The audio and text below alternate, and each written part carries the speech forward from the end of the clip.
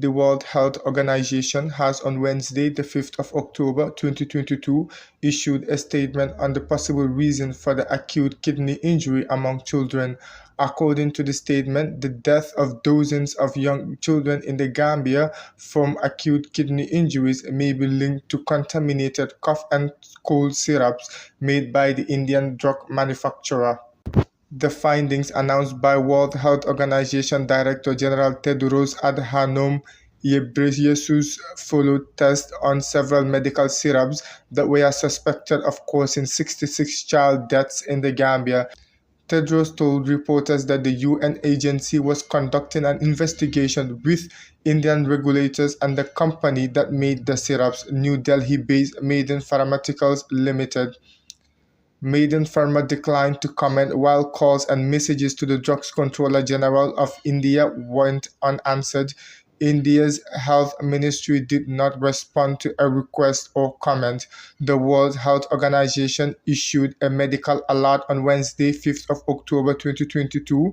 The products have been distributed through informal markets but had so far been identified in the Gambia, the World Health Organization said in its alert. According to the World Health Organization, the alert covers 4 products: promethazine oral solution, Cofes-Malin baby cough syrup, Mikoff baby cough syrup, and a Maghrib and cold syrup. Lab analysis confirmed unacceptable amounts of diethylene glycol and ethylene glycol, which can be toxic and lead to acute kidney injury. Reacting to the alert by the World Health Organization, Momodou Sabally, a strong UDP militant, took to his Facebook handle throwing shots at Dr. Jobateh, the Minister of Health. He wrote, and I quote, "And now that the most probable cause has been identified by the World Health Organization, what is Dr. Jobateh going to tell the grieving mothers and fathers of the infants that died due to his poor leadership and deplorable negligence in running our health sector?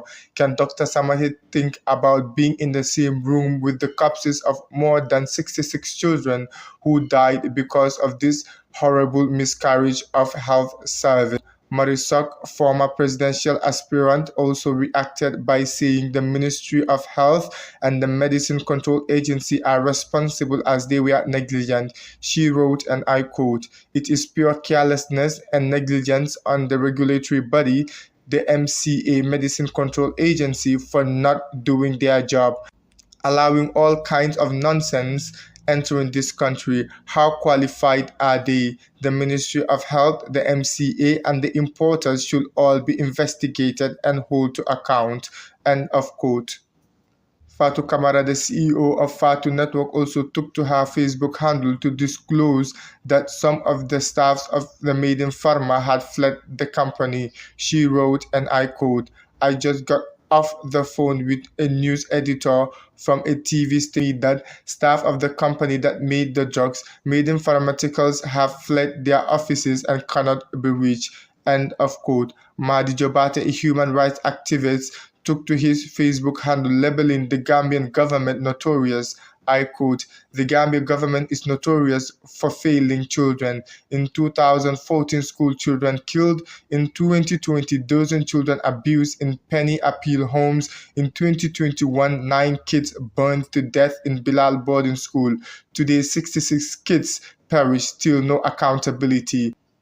India's government has asked the World Health Organization to share its reports linking the death with cough syrup and says it will take all required steps in the matter, the official said. Medical officers in the Gambia raised the alarm in July after dozens of children began falling ill with kidney problems. The death confounded medics before the pattern emerged. Dozens of patients younger than 5 were falling ill 3 to 5 days after taking a locally sold paracetamol syrup. Reporting for LSTV1, I am Lamin Manila.